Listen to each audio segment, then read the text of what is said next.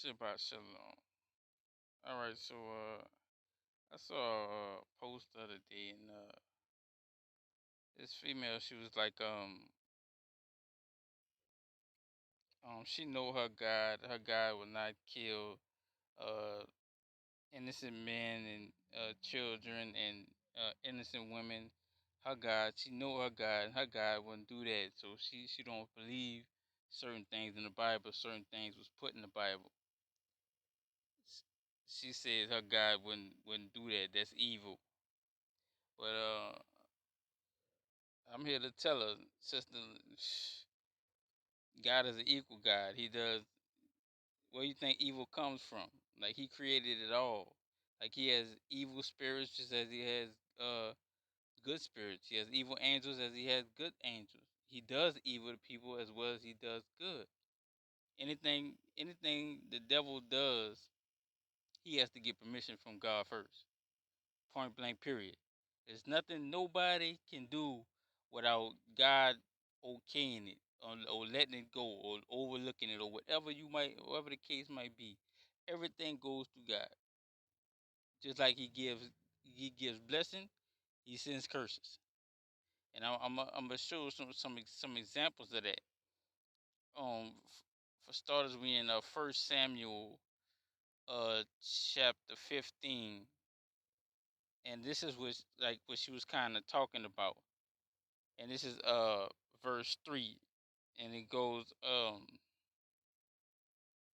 now go and smite Amalek and utterly destroy all that they have, and spare them not, but slay both man and woman, infant and suckling, ox and sheep, camel and ass. The Lord was playing. The Lord said everybody got to go. Get rid of all of them. They either doing wicked.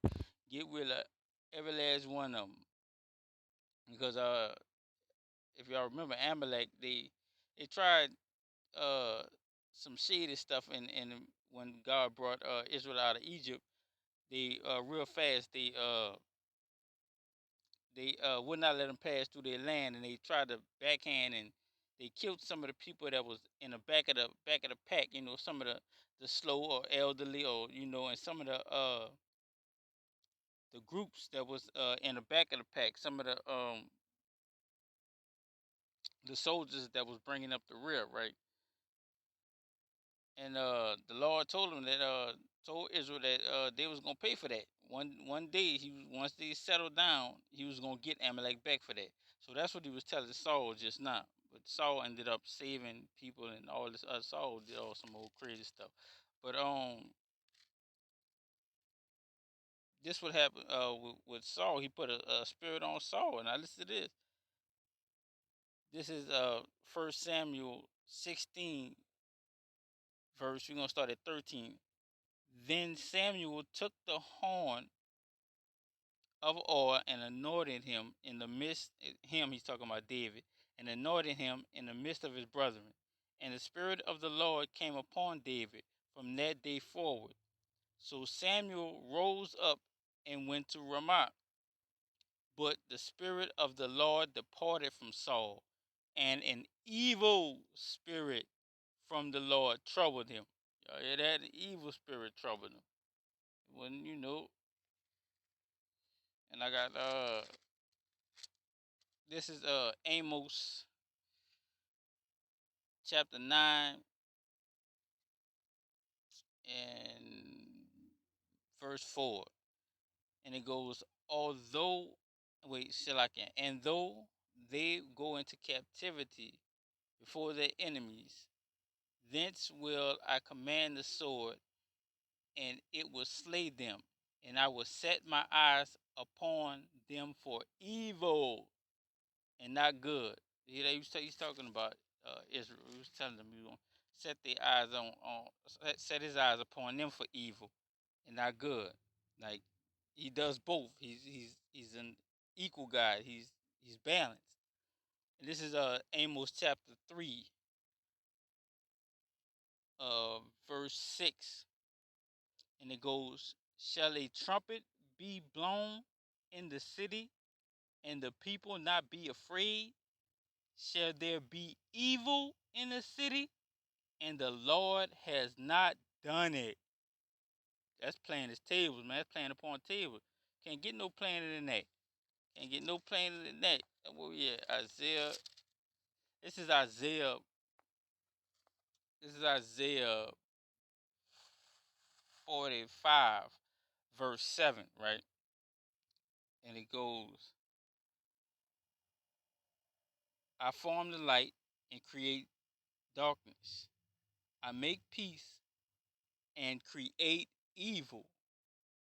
I, the Lord, do all these things. You hear that? I, the Lord, do all these things. I make peace and I create evil. I do them all. It all comes from me. I made everything. Everything got to come from me. But you think the devil just became evil on his own? Though he just got the sense of mind and was like, oh, well, I'm a rebel. No, everything comes from the Lord. How he gonna have how God just gonna be good and the devil like, oh, I'm gonna be bad. I'm a rebel. So he had more knowledge to know he can rebel than the Lord. The Lord just all good. He ain't know nothing about him rebelling or was gonna rebel. He just all good. Oh, what is badness coming from? No, he knew beforehand. It also says that the word the Lord creates people for evil purposes. Just like he create things for evil purposes. Y'all gotta get this out y'all head that you're sure the Lord is love, of course. But he's a balanced and just God. He's love, but he's also an anger God and a God of wrath.